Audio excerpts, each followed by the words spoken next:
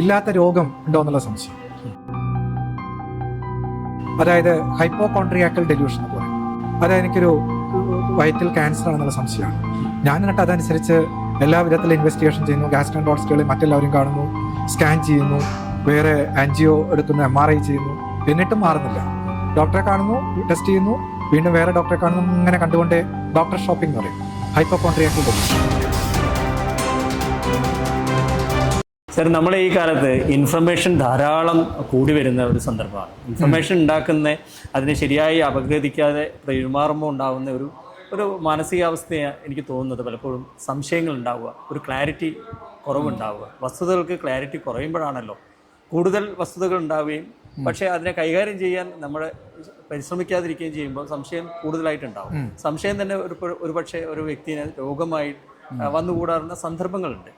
എങ്ങനെയാണ് ഇതിനെ മനഃശാസ്ത്രം നോക്കി കാണുന്നത്? സംശയം എന്ന് പറയുമ്പം നമുക്ക് സംശയം എല്ലാവർക്കും ഉണ്ടാവുമല്ലോ. തീർച്ചയായിട്ടും. പക്ഷേ സംശയം രോഗമാകുമ്പോൾ എന്നുള്ളൊരവസ്ഥ വരുമ്പോൾ നമുക്ക് അതിനെ ഒരു ഡെഫിനിഷൻ കൊടുക്കണം. അതായത് ഡെലൂഷൻ എന്നാണ് അതിന് ഇംഗ്ലീഷിൽ ഇതിനെ പറയുന്നത്. ഡെലൂഷൻ അതായത് ഇല്ലാത്ത കാര്യങ്ങൾ യാതൊരു ഒരു അടിസ്ഥാനവുമില്ലാതെ ഒരു കാര്യം ഒരു വ്യക്തിക്ക് ഇങ്ങനെ തോന്നുമ്പം സംഭവിക്കാൻ പറ്റാത്ത അടിസ്ഥാനമില്ലാത്തൊരു ചിന്ത ആ ഒരു വ്യക്തി വെച്ച് പുലർത്തുമ്പോഴാണ് അതിനെ നമ്മൾ സംശയം എന്ന് പറയുന്നത്. ഇല്ലാത്ത കാര്യങ്ങൾ നമുക്ക് തോന്നാം സാധാരണ രീതിയിൽ പറഞ്ഞാൽ. അപ്പോൾ അതാണ് ഈ സംശയം. അതൊരു രോഗമാണ്. അപ്പോൾ ഇല്ലാത്ത കാര്യങ്ങൾ തോന്നുന്ന സംശയം ഡെലൂഷനാണ്. അതിനെ നമ്മൾ ഡെലൂഷണൽ ഡിസോർഡർ എന്ന് പറയും. അതായത് സംശയ രോഗങ്ങൾ. അടിസ്ഥാനപരമായിട്ട് പറയുമ്പം നമ്മുടെ തലച്ചോറിൽ നമ്മുടെ ചിന്തകളെയൊക്കെ നിയന്ത്രിക്കാൻ വേണ്ട ഡോപ്പമിൻ എന്ന് പറയുന്ന ഒരു ന്യൂറോ ട്രാൻസ്മിറ്റർ, ഒരു രാസപരിവാഹ വസ്തുവിൻ്റെ അളവ് നമ്മുടെ തലച്ചോറിൽ കൂടുമ്പം ആവശ്യത്തിനേക്കാൾ കൂടുമ്പം ആണ് അത് സംശയങ്ങൾക്ക് കാരണമാക്കുന്നത്. ഇതാണ് അതിൻ്റെ ബയോളജിക്കലായിട്ടുള്ള കാരണം. ഇനി ഈ സംശയത്തിന് ചില നമ്മുടെ ചുറ്റുപാടുകളിൽ നിന്നും നമുക്കൊരു സൈക്കോളജിക്കലായിട്ട് പറയുമ്പം വളരെ രസകരമായിട്ടുള്ളൊരു കാര്യമുണ്ട്. നമുക്ക് അതിനെ പാരനോയിഡ് സ്യൂഡോ കമ്മ്യൂണിറ്റി എന്നൊക്കെ പറയും. അതായത് നമുക്ക് ഒരു കണക്ഷനും ഇല്ലാത്ത പുതിയൊരു ലാംഗ്വേജ്, പുതിയൊരു കൾച്ചർ, നമുക്കറിയാത്ത ടോട്ടലി ഒരു വ്യത്യസ്തമായിട്ടുള്ളൊരു കൾച്ചറിലേക്ക് ഒരു സ്ഥലത്തേക്ക് നമ്മൾ പോയി കഴിഞ്ഞാൽ ചിലപ്പോൾ അവർ പറയുന്ന ഭാഷ നമുക്ക് അറിയില്ല, അവരെന്തൊക്കെയാണ് ചെയ്യുന്നത് നമുക്കറിയില്ല. ചിലപ്പോൾ അവരുടെ ഭാഷയും അവരുടെ ആക്ഷൻസ് ഇതൊക്കെ കാണുമ്പോൾ ഇതെന്തോ അവന്മാർ നമുക്കെതിരെ എന്തോ ചെയ്യാൻ പോവുകയാണോ എന്നുള്ള സംശയം വരും. അങ്ങനെ ഉടലെടുക്കുന്ന അതാണ് അതിൻ്റെ സൈക്കോളജിക്കൽ എക്സ്പ്ലനേഷൻ ഇത്തരത്തിലുള്ള ഡെലൂഷന്. മറ്റ് ബയോളജിക്കലാണ്, ഡോപ്പമിൻ കൂടുന്നു. എന്തായാലും ഇത്തരത്തിലുള്ള ബയോളജിക്കലും അതായത് ജൈവശാസ്ത്രപരമായിട്ടുള്ള കാര്യങ്ങളും ചുറ്റുപാടുകളിൽ നിന്നുള്ള പ്രശ്നങ്ങളും എല്ലാം ഒന്നിച്ച് ഒരു വ്യക്തിയിൽ വരുമ്പോഴാണ് ഇത് ആ വ്യക്തിയിൽ ഒരു സംശയ രോഗം ആയിട്ട് മാറുന്നത്. അപ്പോൾ ഇനി നമുക്ക് പെട്ടെന്ന് പറയാം സംശയരോഗങ്ങൾ എന്തൊക്കെയാണെന്ന് വെച്ചാൽ, ഏറ്റവും കൂടുതൽ നമ്മുടെ സമൂഹത്തിൽ കാണപ്പെടുന്ന ഒരു സംശയരോഗമാണ് ഡെലൂഷൻ ഓഫ് പെർസിക്യൂഷൻ എന്ന് പറയും. അതായത് നമ്മളെ പീഡിപ്പിക്കുന്നുണ്ടോ എന്നുള്ള സംശയം. ഉദാഹരണത്തിന് എന്നെ ആരോ ഫോളോ ചെയ്യുന്നു, അല്ലെങ്കിൽ അതൊരു മറ്റുള്ളവരൊക്കെ സംസാരിക്കുമ്പോൾ അവന്മാരൊക്കെ എന്നെ പറ്റി എന്തോ പറയുകയാണ്, എന്നെ നോക്കി ചിരിക്കുന്നു, എന്നെ കളിയാക്കി ചിരിക്കുകയാണ്, എന്നെ മാത്രം ഉദ്ദേശിച്ചിട്ടുള്ളതാണ് എന്ന് പറയുന്ന ടി വിയിൽ കാണുന്ന സീൻസൊക്കെ എന്നെ ഉദ്ദേശിച്ച് പറയുന്നതാണെന്ന് പറയും. അല്ലെങ്കിൽ അപ്പുറത്ത് കുറച്ച് ആൾക്കാർ കൂട്ടം കൂടി നിൽക്കുന്നത് എന്നെ തട്ടിക്കൊണ്ടുപോകാനാണോ, എന്നെ പിടിച്ചു കൊണ്ടുപോകാനാണോ, ഭക്ഷണത്തിൽ വിഷം ചേർത്ത് തരുന്നോ, കൊല്ലുമോ. ഇതാണ് പെർസിക്യൂട്ടറി ഡെലൂഷൻ. അതായത് തന്നെ പീഡിപ്പിക്കുന്നുണ്ടോ സംശയം. പിന്നെ ഭയങ്കര പ്രധാനപ്പെട്ട ഒരു സംശയമുള്ളത് ഡെലൂഷൻ ഓഫ് ഇൻഫിഡിലിറ്റി. ഭർത്താവിന് ഭാര്യയെ സംശയം, ഭാര്യയ്ക്ക് ഭർത്താവിനെ സംശയം. അപ്പോൾ അങ്ങനെ വരുമ്പം ഈ ഭർത്താവ് വീട്ടിൽ നിന്ന് പുറത്തൊക്കെ ഇറങ്ങി പോകുമ്പം ഭാര്യ പിന്നാലെ പോകുന്നു, അവരെങ്ങോട്ട് പോകുന്നു. അല്ലെങ്കിൽ ഭർത്താവ് ഭാര്യയുടെ ഫോൺ മുഴുവൻ ചെക്ക് ചെയ്യുന്നു, ലോഗ് ലിസ്റ്റ് നോക്കുന്നു, ഡ്രസ്സ് അടിവസ്ത്രം പരിശോധിക്കുന്നു, അല്ലെ സ്റ്റെയിനോ പാടുകളൊക്കെ ഉണ്ടോ, ബെഡിൽ ആരെങ്കിലുമൊക്കെ വന്ന് ഇവരായിട്ട് എന്തെങ്കിലും ബന്ധങ്ങളുണ്ടായോ നോക്കുന്നു. അത് ഭയങ്കര ബുദ്ധിമുട്ട് പിടിച്ച സംശയമാണ്. പലപ്പോഴും കൊലപാതകത്തിലേക്കും ഡിവോഴ്സിലേക്കൊക്കെ എത്തിക്കുന്ന സംശയമാണ്. നമ്മുടെ തളത്തിൽ ദിനേശനല്ലേ അല്ലേ, ആലമാരയുടെ ഉള്ളിൽ ശ്രീനിവാസൻ ഭാര്യയുടെ കാമുകന്മാരെ നോക്കാനായിട്ട് ചെയ്യുന്നുണ്ടല്ലോ. അത് രണ്ടാമത്തെ തരത്തിലുള്ള സംശയം. രണ്ടാമത്തെ സംശയം. ഇനി മൂന്നാമത്തെ ഒരു സംശയമുള്ളത് ഇറട്ടോമാനിയ എന്ന് പറയും, പ്രേമരോഗ സംശയം.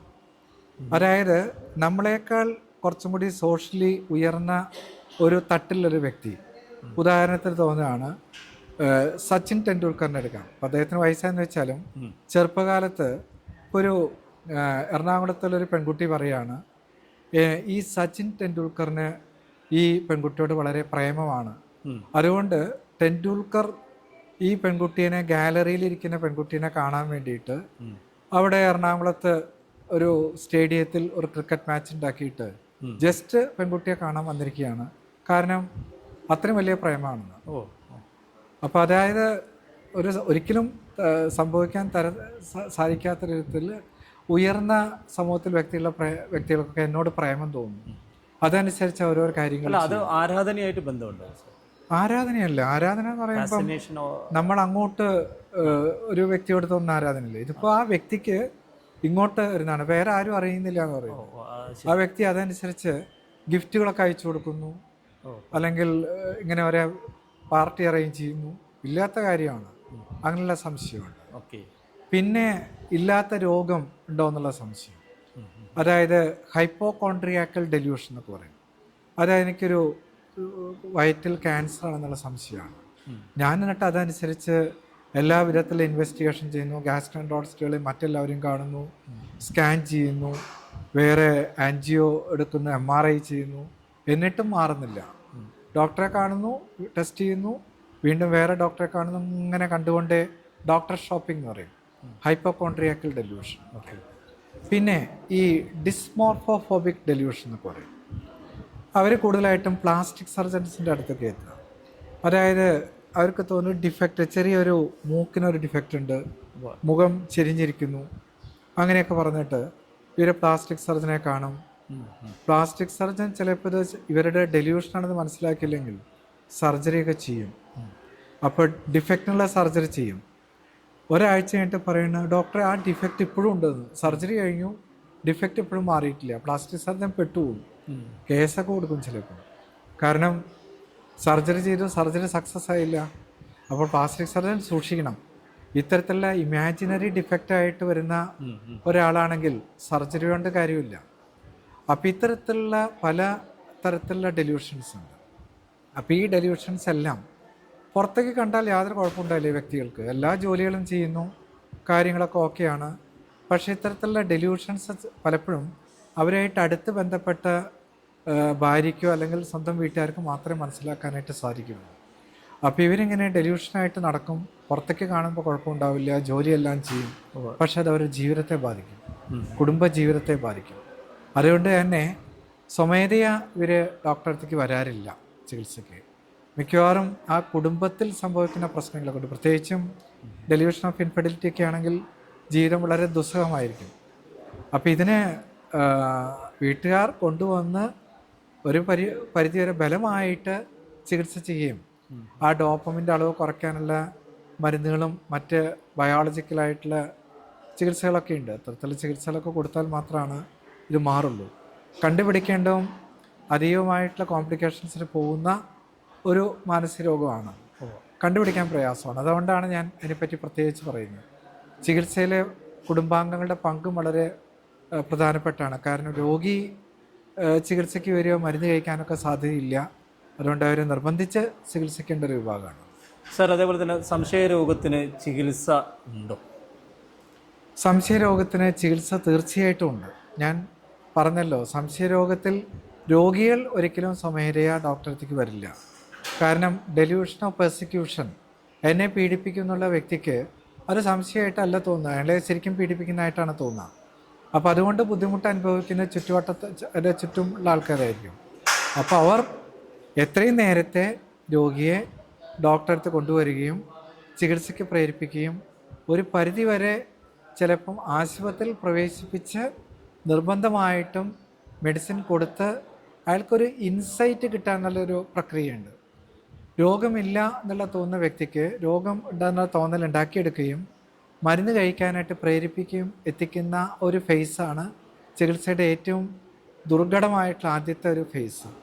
ആ ഫേസിൽ നമുക്ക് ഡോക്ടർ നിർബന്ധമായിട്ടും രോഗിയുടെ ചിലപ്പം ആ ഒരു താല്പര്യമില്ലെങ്കിലും അതിന് വിപരീതമായിട്ട് ചികിത്സിപ്പിക്കേണ്ടി വരും.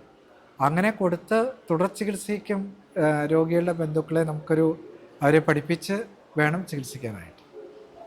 Thank you doctor, thank you very much.